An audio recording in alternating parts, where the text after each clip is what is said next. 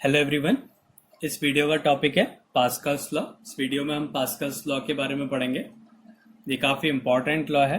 Hydraulic lift, hydraulic BRICS जो हैं इसी लॉ पे बेस्ड होते हैं। ये लॉ क्या कहता है कि अगर हम किसी फ्लूइड के एक पार्ट पे एक प्रेशर अप्लाई करें, एक प्रेशर अगर हम दें, तो वो प्रेशर जो है उस फ्लूइड के हर एक पार्ट में अनडिमिनिश्ड ट्रांसमिट हो जाता है। वो सारे पार्ट्स में जो प्रेशर होगा वो उतना ही प्रेशर होगा जितना हमने एक पॉइंट पे प्रेशर दिया है। तो it states that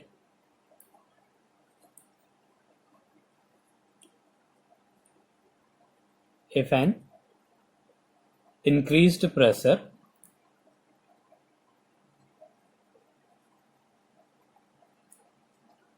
is produced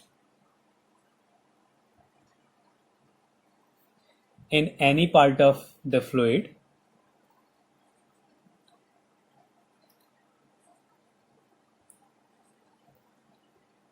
then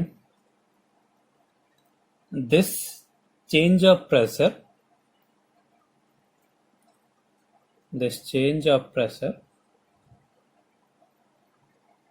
is transmitted undiminished।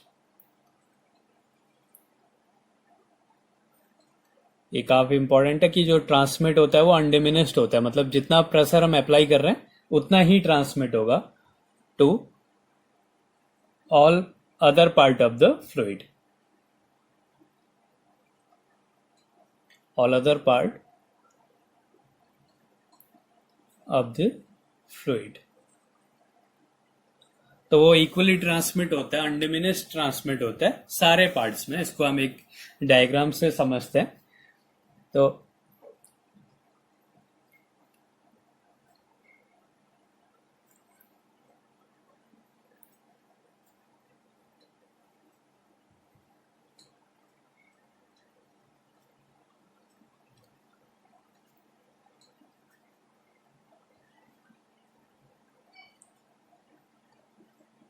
ये इसमें पूरा लिक्विड है, पूरा फ्लूइड है। अभी हम अनकम्प्रेस्ड जो नॉन कंप्रेसिबल लिक्विड्स हैं उसके बारे में है ये लॉ। और ये कुछ ओपनिंग्स हैं। मान लिया ये वाला जो पोर्शन है इसका एरिया, ये वाला मेन पोर्शन है, इसका एरिया ए है और हमने इस पे एक प्रेशर अप्लाई किया पी। इस पॉइंट पे हमने प्रेशर अप्लाई किया है पी और इसका एरिया जो है वो ए है। तो इस पे जो प्रेशर लगा वो क्या हो गया, फोर्स पर unit area F upon A. तो हमने एक प्रेशर अप्लाई किया पी और इस पे इसका एरिया ए है, तो हमने इस पे कितना फोर्स अप्लाई किया है, एफ फोर्स अप्लाई किया, जिसके कारण इस पे जो प्रेशर है वो क्या हो गया, पी हो गया। अब पास्कल का लॉ ये कहता है कि जो ये प्रेशर है ये जो है हर एक पार्ट पे इतना ही प्रेशर रहेगा, मतलब हर पार्ट का प्रेशर कितना रहेगा, पी रहेगा। मान लिया इस पोर्शन का एरिया 3a है, इस पोर्शन का एरिया 5a है और इस पोर्शन का एरिया a/2 है। ये हमने कंसीडर किया कि ये वाला जो पोर्शन है इसका एरिया 3a है, इसका एरिया 5a है, इसका एरिया a/2 है। तो यहां पे भी प्रेशर P होगा, यहां पे भी प्रेशर P होगा और यहां पे भी प्रेशर P होगा। वो अनडिमिनिश्ड ट्रांसमिट हो जाएगा हर एक पार्ट पे। यहां पे भी ये उतना ही प्रेशर लगाएगा और यहां पे भी उतना ही प्रेशर लगाएगा। अब प्रेशर सेम रहेगा, एरिया अलग अलग है। तो यहां पे एरिया है 3a, तो यहां पे प्रेशर P होने के लिए जो फोर्स लगेगा वो कितना लगेगा, 3F का। तो 3F अपॉन 3a ये कैंसिल हो गया, प्रेशर कितना आ गया, F अपॉन a। तो इस वाले पोर्शन में जो फोर्स लगा वो कितना लगा, 3F लगा। ऐसे ही यहाँ पे भी P की वैल्यू क्या करनी है, F अपॉन a करना है। और a कितना है, एरिया क्या है 5 है, तो फोर्स भी कितना होना चाहिए, 5F। तब यहाँ पे जो प्रेशर है वो कितना होगा, F अपॉन a जो हमने लगाया है स्टार्टिंग में। तो यहाँ पे कितना न्यूटन का फोर्स हो गया, 5 न्यूटन का फोर्स हो गया।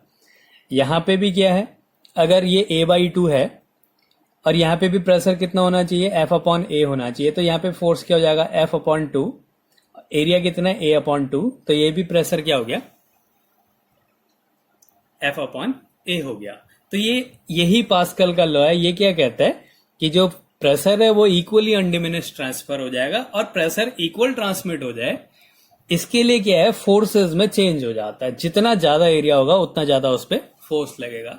इसी को हम हाइड्रोलिक लिफ्ट्स में और हाइड्रोलिक ब्रेक्स में भी यूज करते हैं।